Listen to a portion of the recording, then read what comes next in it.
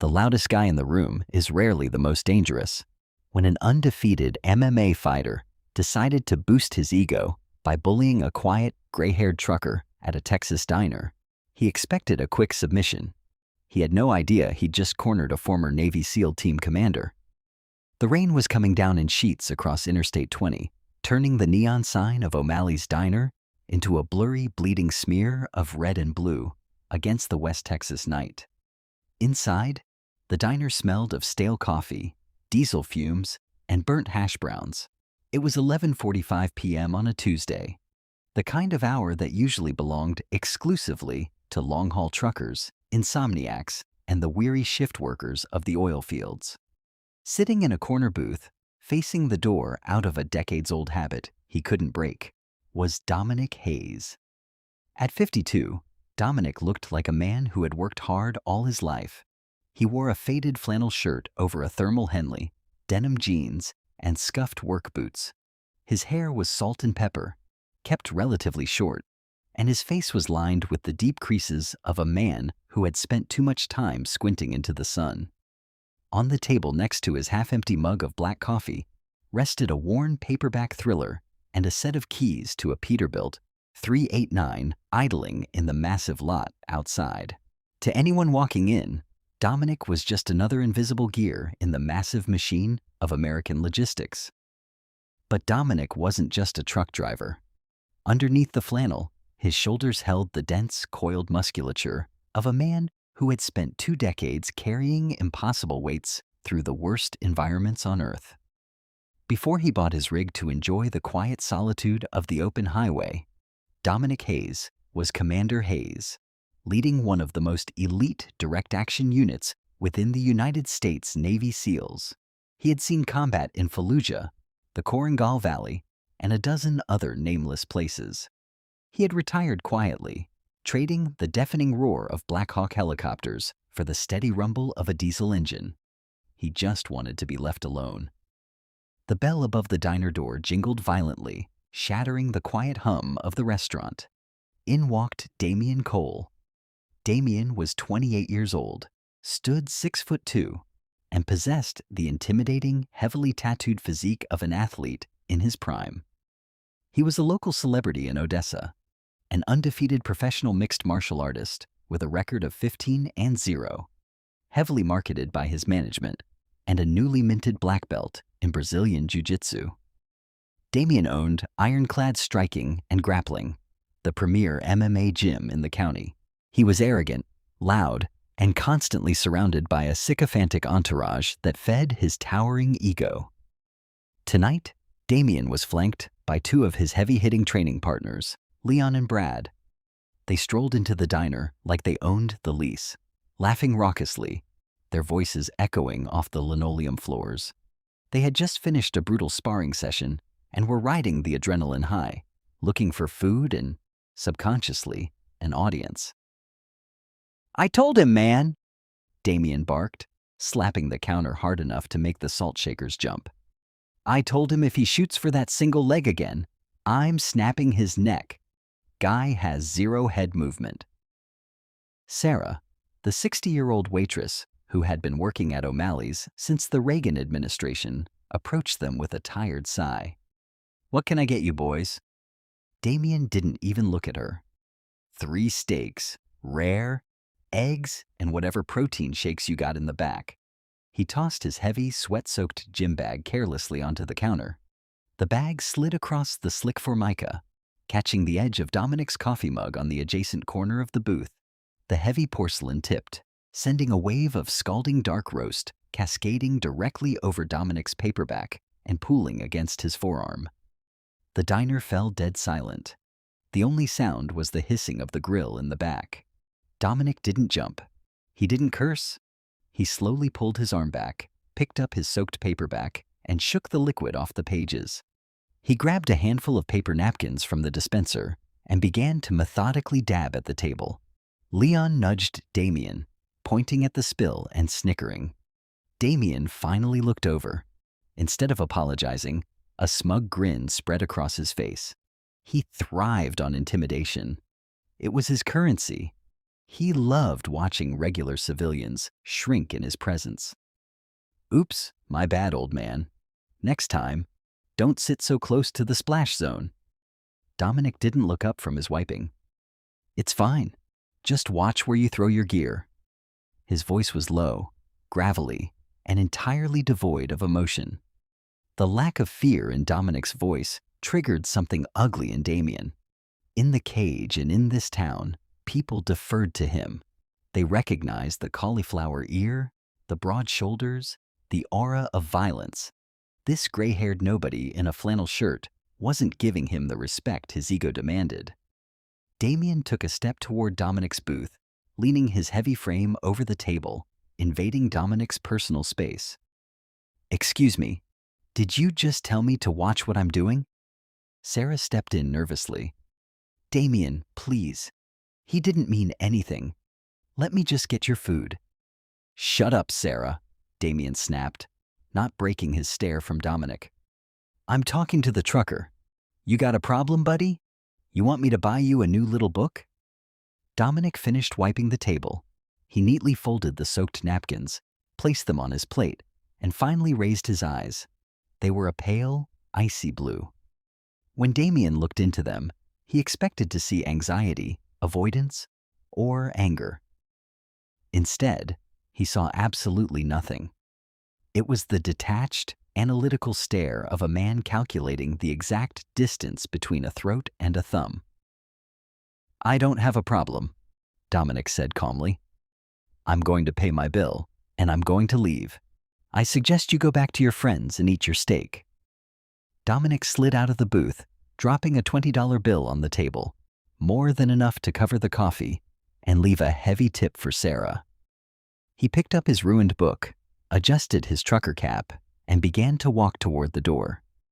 Hey, I didn't say you were dismissed, Damien shouted, his face flushing red. Dominic didn't even break his stride.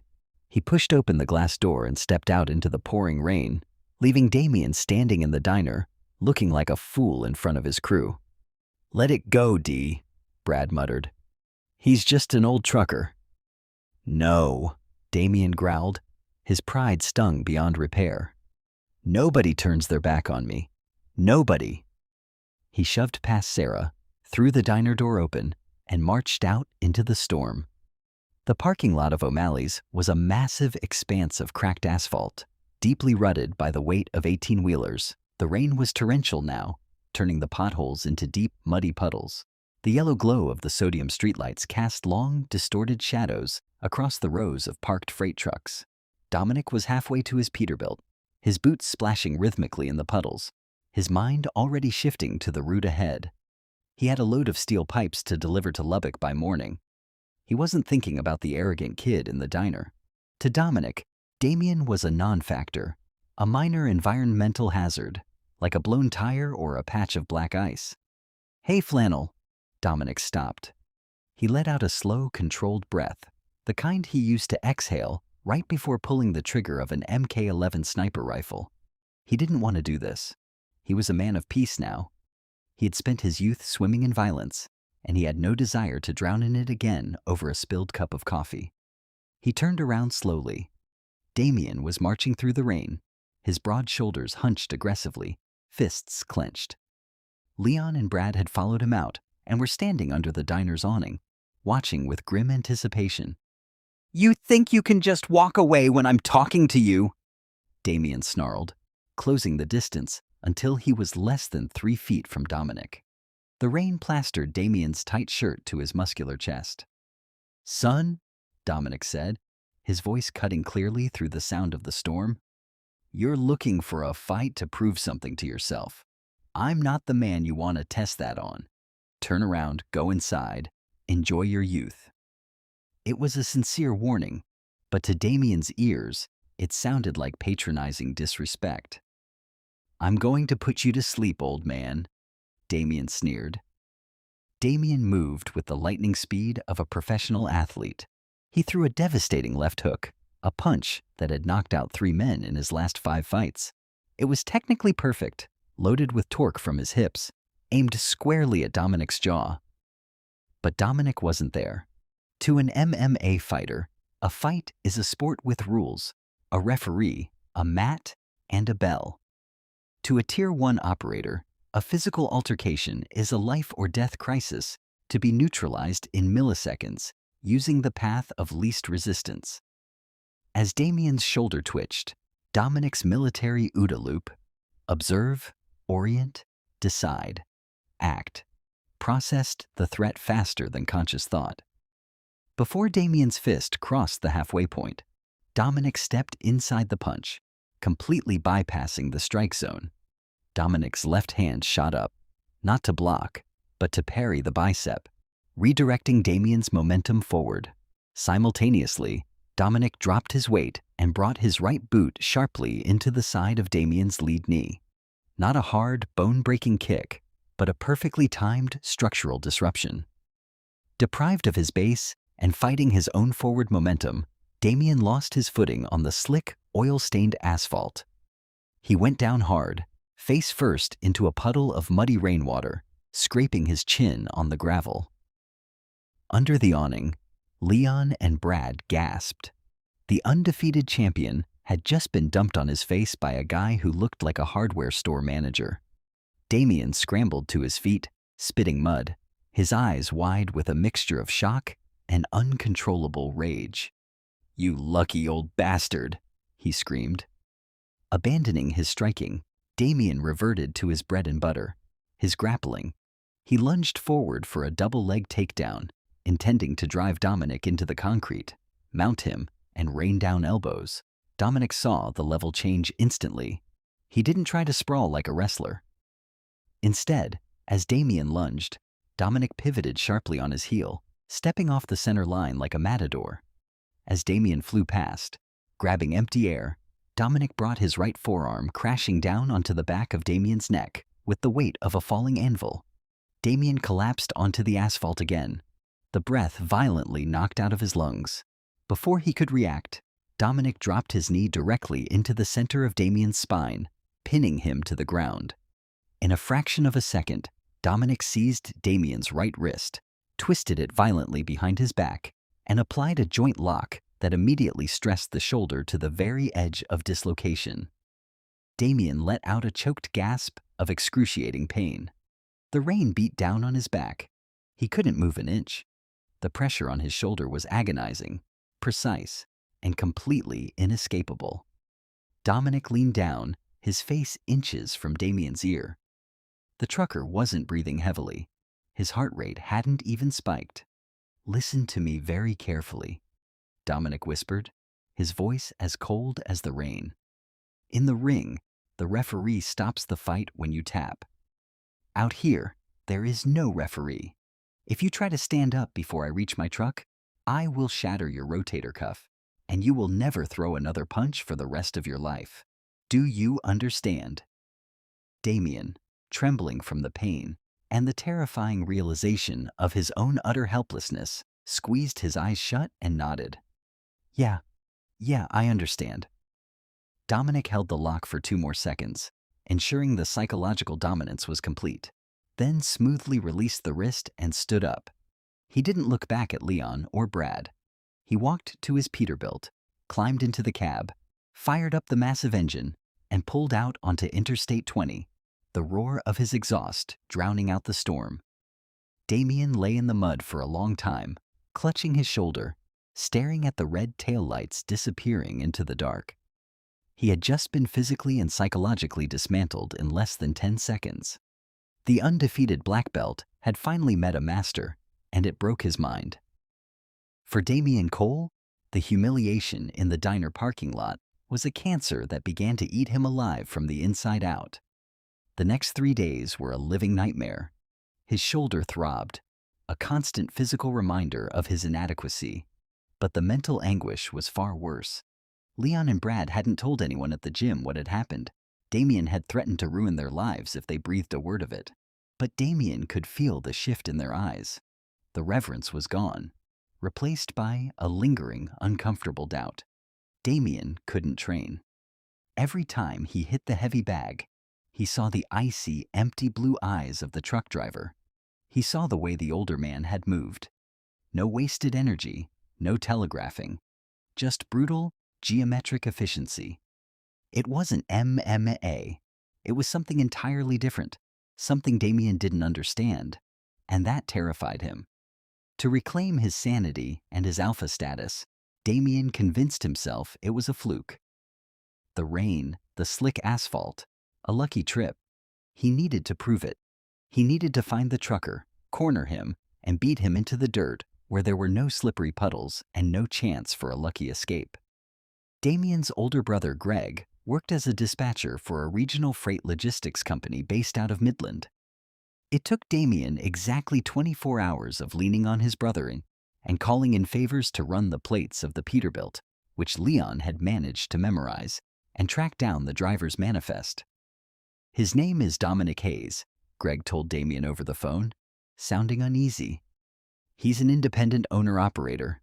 He's got a drop-off scheduled at a steel yard in Lubbock late Thursday night." "Why do you need this, D?" "Don't worry about it." Damien hung up.